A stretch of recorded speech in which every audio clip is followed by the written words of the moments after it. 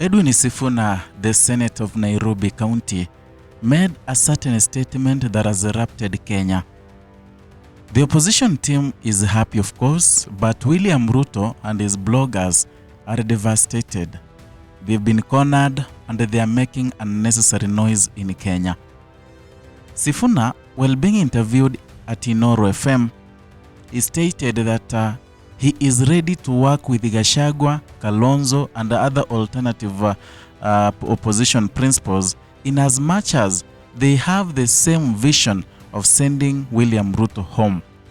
That thing did not sit well with some of the Kenyans, especially the UDA sympathizers. That is why they are making a lot of noise online, sharing clips of Raila Odinga saying that he will never combine with Rigathi Gachagua, and therefore they want to brand Edwin Sifuna as someone who has betrayed the legacy of Raila Odinga of going back and working with Rigathi Gachagua after the weird things that Gachagua said against Raila Odinga and the people of ODM. Let us listen to the video where Edwin Sifuna mentioned about working with alternative government. Kuna swali hilo. Kwanza wacha niseme kwamba jukumu lililopo mbele yetu ni zito sana. Mimi ninakubali kwamba ni jukumu zito. William Ruto, for all his flaws, pia yeye ni mwanasiasa, pia yeye na watu wake. Sasa yuko na serikali upande wake, wanasema wako na deep state. Yale mambo yote ambayo tulikuwa tunaambiwa na sisi. Na kwamba kibarua hicho kinahitaji kwamba kuwe na ushirikiano. Yes. Itakuwa jambo la kuvunja moyo sana ati tuamke 2027 William Ruto amepita na kura 1200 kwa sababu Sifuna alimea pembe akasema yeye pia ako kwa debe.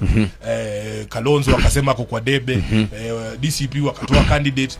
Iwapo mtampa William Ruto hiyo nafasi ya kurudi, tutakuwa tumewakosea Wakenya, kwa sababu Wakenya kwa kweli wanaumia. Na Wakenya wametuambia wanataka nchi tofauti. So what are we supposed to do? We are supposed to give Kenyans hope that we as a political leadership, ambao wote tumekubaliana kwamba huyu mjamaa hafai kuwa kwenye hii ofisi hata siku moja zaidi. Lazima tufanye yote ambayo yanawezekana, ili kuhakikisha kwamba tumemuondoa pale kwenye mamlaka. Iwapo itachukua kwamba muungano wa kisiasa uwe muungano mmoja mkubwa, na kuwe na majina mawili pekee kwenye debe, ya William na mwingine kutoka upinzani, tufanye kazi kuwe rahisi. Hata wale mashosho wetu hawataki kupewa ballot mrefu kama. This was a simple statement but a heavy one on William Ruto and his minions. It is a statement that was casual, but to William Ruto it meant something so big in his legacy and also in his defending, or rather on him defending his next term as the president. There are various reasons why Edwin Sifuna decided to make that decision of uniting the Linda Mwananchi with other people, other opposition leaders. Number one, it is because of the power of incumbency. Now that William Ruto is on the seat, it is not an easy task to get him off the seat. It's not an easy task to make William Ruto a one-term president, because he has the machinery. There is that power of the incumbency, that power that comes with someone who is sitting on that seat. He has all the networks, he has all the funds, he has all the machinery, he has all the money to bribe people and also leaders. And therefore, that is the reason why Edwin Sifuna said that is very ready to work with even Gachagua, Kalonzo, Musyoka, as far as they make sure William Ruto is not defending his term. That Kenya cannot afford to have another term, in fact an extra year of William Ruto as the president. Number two, the fact that William Ruto does not want opposition to be united is another factor that made Edwin Sifuna to want so much to unite with other alternative opposition leaders, because William Ruto knows that if these people are united, he is done with. And that is why Edwin Sifuna wants to go against William Ruto's wish so that he can unite with other alternative government people. They make sure they are sending William Ruto home. Number three, based on the voting pattern in Kenya, and the voting and based on the tribal, in Kenya, the kind of way people vote for leaders, it depends on the tribal matrix. We have the Mount Kenya, we have the Ukambani, we have the Luhya nation. So apart from the new tribe called the Gen Zs that Sifuna has, the calculation here is easy. Let's say Babu Wino comes with the votes from Luo Nyanza, a section of it. Edwin Sifuna comes with the all votes from Luhya nation. Gachagua comes with the votes from Mount Kenya nation. Kalonzo Musyoka from Ukambani. And then Fred Matiang'i from Kisii, or rather larger Gusii region. How will William Ruto be the next president? It won't happen.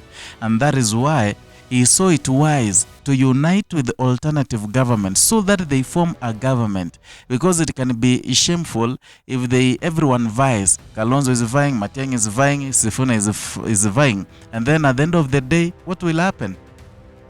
Yeah, William Ruto will go back, will he get his second term?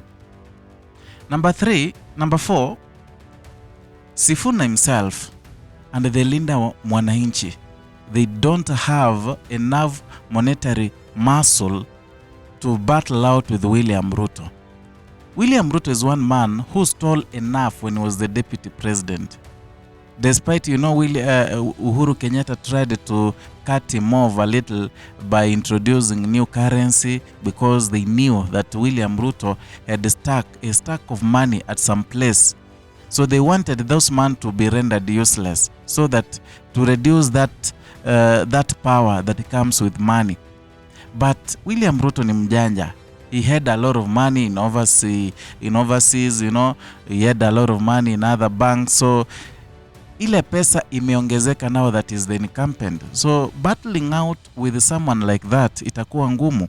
And Sifuna and Linda Mwananchi, they don't have that kind of money. So if they don't have that kind of money, they'll also unite with others so that they bring the little that they have to mount a viable campaign against William Ruto. And that is the reason why he decided that they should combine efforts. Though I see many people, are not happy with Edwin Sifuna. I saw many bloggers and also those people who have been in one-term battalion. They don't feel like it's worth it for Edwin Sifuna to combine with the alternative government. Others, they feel like Edwin Sifuna is so big politically and a lot of wave that he does not want to join them. He should be waiting for them to come requesting to join. But Edwin Sifuna was so clear that the country is bigger than anyone else, and he wants to sacrifice everything in as much as William Ruto is a one-term president. And this thing has hurt William Ruto greatly. In fact, he's trembling. His caucus, let's say the team, there's a team that works for William Ruto. So the William Ruto inner team is in tension. And that is why they have tasked the bloggers of the government to hit on Edwin Sifuna, branding him a betrayer. They've started sharing videos of Raila Odinga saying that he will never work with Rigathi Gachagua. Initially was seeing them as hyenas, but now he wants to see them as angels and wants them to work pamoja. Anasema haiwezekani. Watch this video. Jana wewe ulikuwa unasema sisi ni nyang'au. Leo wewe unasema sisi sasa leo tumekuwa malaika. Tumebadilika, tumekutoka nyang'au tulikuwa malaika namna gani? Kwa hivyo sisi wenyewe hatuwezi kudanganywa. Tunajua pale tunataka kwenda. Naambia watu wetu wasimame imara. Nina hakika tutafika. Lakini hatutaki unafiki. Ya mtu ambaye anasema hapo mimi tumeweka mtego. Waswahili wanasema mtego wa panya ushika waliomo na sio kwemo. Odinga warning that Kenya is still at crossroads in realizing a free and fair election and calling for comprehensive electoral reforms. Now, this is a video that has been making rounds this week since Edwin Sifuna was at Inoro FM. This is a video that bloggers of William Ruto have been sharing. And I want to ask you a question. If Sifuna going or rather if Sifuna combining with other alternative government has no essence, has no value, why is it that William Ruto's bloggers are mad and are sharing, resharing and sharing that video of Raila Odinga wanting to, brand Edwin Sifuna as a betrayer of Raila Odinga's legacy? Yeah, it is because they are tensed. They know that if opposition comes together, things are not gonna be okay for William Ruto. William Ruto himself knows, and he wanted to try so much, he wanted to try so much to disintegrate this opposition team. Yeah, and you remember at some point they started some narratives. They wanted to make sure that opposition is divided. Yeah, there were some silly polls that were being, funded to bring out some silly polls to brand some leader, this and this. So with an aim of disuniting the opposition when Sifuna had not risen. Now that Sifuna is back and he has confirmed that he's gonna work with Rigathi Gachagua and other alternative, government principles, sasa William Ruto ametikisika. He knows that he doesn't stand a chance, and is a simple statement Edwin Sifuna made that is making William Ruto tremble. Hata sidhani kama anakula, because he knows that hii watu kuna mpango ya kumaliza yeye, and he might not, win the next election. And at some point, there are people saying, I saw even Oscar Sudi saying that hata hiyo kura isipojaa tutajaza. There is a range of votes yenye watu wanaweza pata, huwezi iba. Yeah, because if ukiiba, then nchi tawaka, you will be burnt. Yeah, the country will burn. I don't know what you think. You can write your comment down there in the comment section. Let us talk, let us discuss. Perhaps it can form a basis of what we're going to talk about in the next video. So if you're new here, consider subscribing, liking and sharing our content. And also hit the notification bell so that you can be receiving notifications each and every time we bring you a new video.